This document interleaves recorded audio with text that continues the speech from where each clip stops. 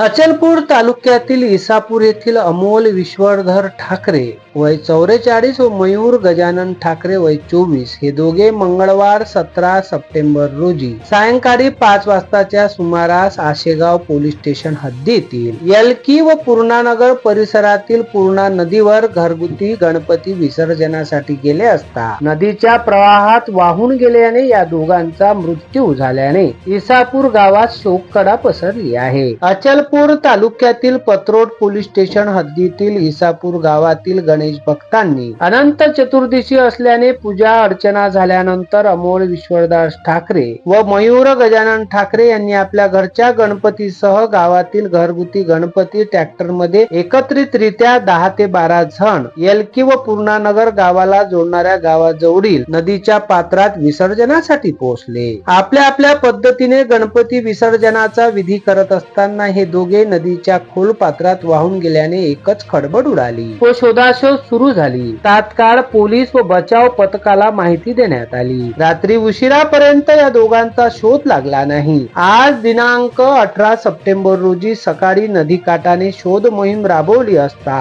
मयूरचा मृतदेह घटनास्थळावरून 3 किलोमीटर अंतरावर असणाऱ्या वाठोंडा हिम्मतपूर गावाजवळ तर अमोलचा एलकीच्या नदी पात्रातील पुलाजवळी परिसरात आढळून आला। या दुर्घटनेत बुडून मृत्यू झालेला अमोल विश्वधर ठाकरे ग्रामपंचायत कर्मचारी तर मयूर ठाकरे हा अंजनगाव सुरजी येथे सहयोग एका खासगी बँकेत कार्यरत होता। या दोघांच्या झालेल्या अकालीन मृत्यूने इसापूर सह परिसरातील नागरिकांमध्ये शोक संवेदना व्यक्त केल्या जात आहे। घटनास्थळी आशेगाव पोलीस अधिकारी व कर्मचाऱ्यांसह ग्रामस्थ मोठ्या संख्येने दाखल झाले होते।